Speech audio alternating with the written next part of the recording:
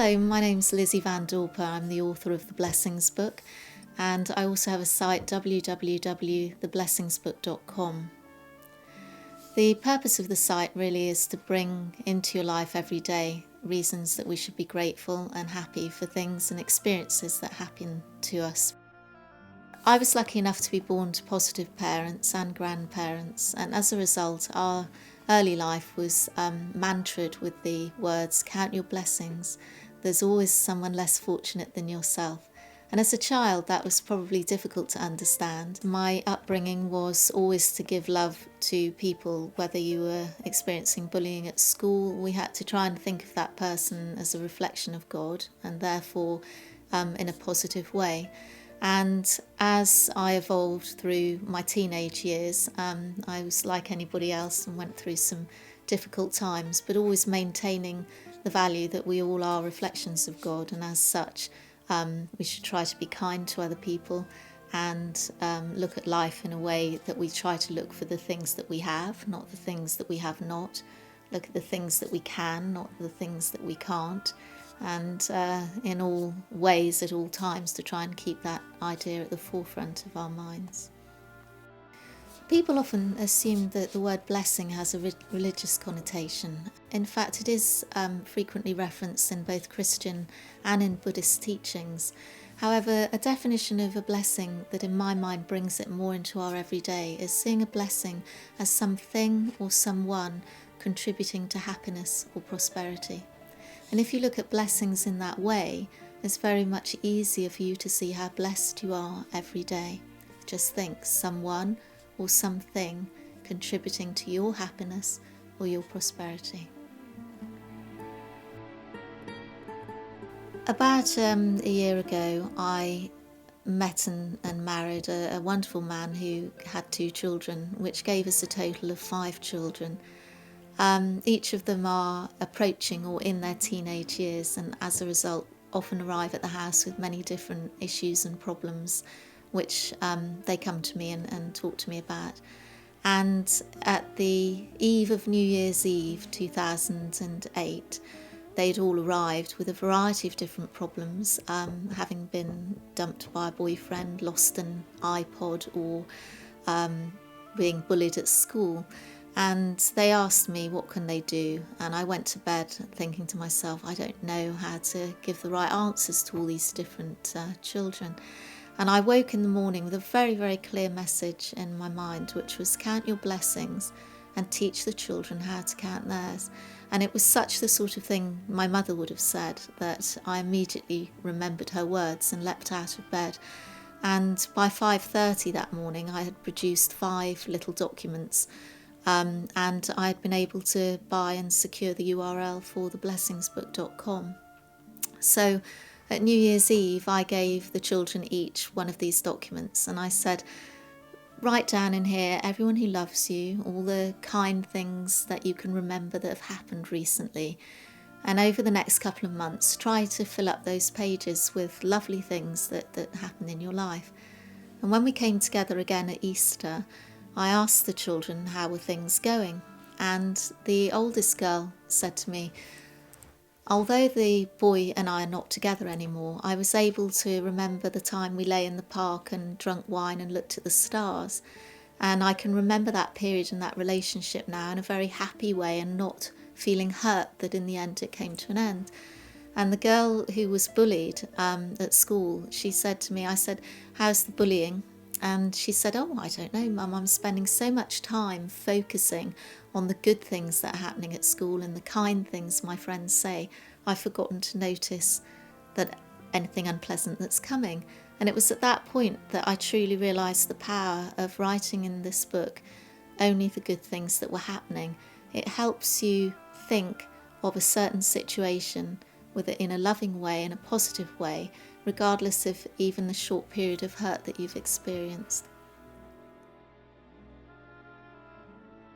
I may do this for a living and therefore try to apply all the thinking of positivity, but I am a normal person, and people like to think that I may walk around in a serene state of meditation, and in fact that's not the case.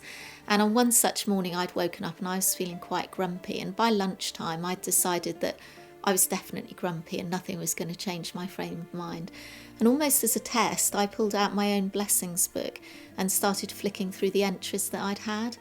And the first entry was something along the lines of a compliment that I'd been given the previous Christmas. And what I found most surreal is when I read the words that I'd just randomly written there on a page, I was conjured back into the moment where I could remember the dress I was wearing, the person who said it, where he was standing, the kitchen, the lighting, everything took me immediately back into that moment, and I felt the same sort of blushing pleasure at the compliment that I'd received. So, still a slightly bad mood, I flicked a couple more pages and I was able to read about the fact that my daughter had left her blessings book outside my door one night because she felt I might like to read it and some of the things that she'd entered. And again, I could remember the feeling in the morning where I'd stepped out of the bedroom and picked up the book and read her words. And finally, I read an entry, having been a single parent for 7 years with 3 little girls. I remember reading this entry where my husband, who's Belgian, was sitting on the sofa doing English comprehension with my 9-year-old daughter, and walking past from outside and seeing through the window this very loving scene of the two of them working through her homework. And by the time I'd read even just those 3 entries from my book, I was able to feel calm, loved, happy, because I had been taken away from this moment where I was feeling anything other than those things, and I was put into moments that I'd captured in this book that made me feel special and positive about life.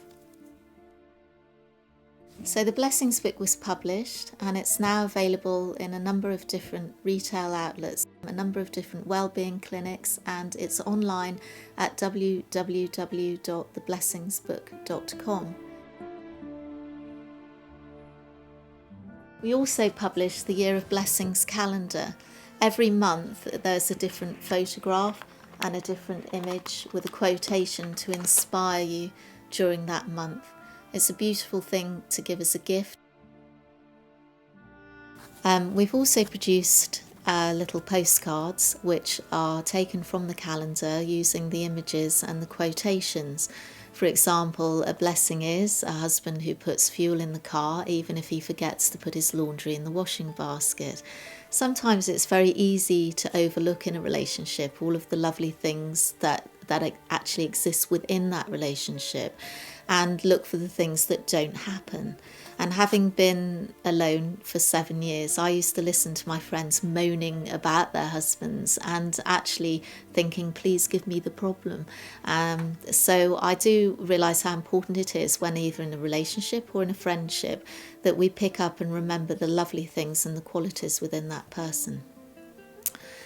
Also, with the postcards, they're an A6 size and they have the area on the back for writing your own note, but on each of them using examples like a blessing is seeing someone without a smile and giving them one of yours.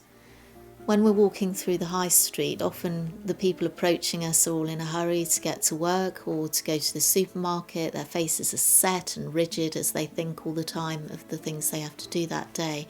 And just by capturing a smile from a stranger, it can uplift somebody and just for one moment make them feel good. This is another one of my favourites. A blessing may not always come in the packaging you expect. And how true is that? Quite often a blessing will come from a complete stranger. It can be as simple as somebody flashing their lights at you when you go over a hill and you don't know that the police car is sitting the other side, and that actually happened to me. And as I was bombing along the country lanes towards Glastonbury, some complete stranger flashed his lights at me and I wondered why, and it made me slow down momentarily. And as I went over the brow of the hill, the other side there was a police car with the camera at, and that simple action by a complete stranger changed the course of my day. So had I not had seen his lights flashing, I may well have been arrested or had a speeding ticket. So I always find that the nicest blessings that we receive are from strangers. On our journey in life, there are often large adversities that we have to overcome. One thing that I am quite sure is the case is when we're going through those periods of adversity, it is the time that we're shown the most love.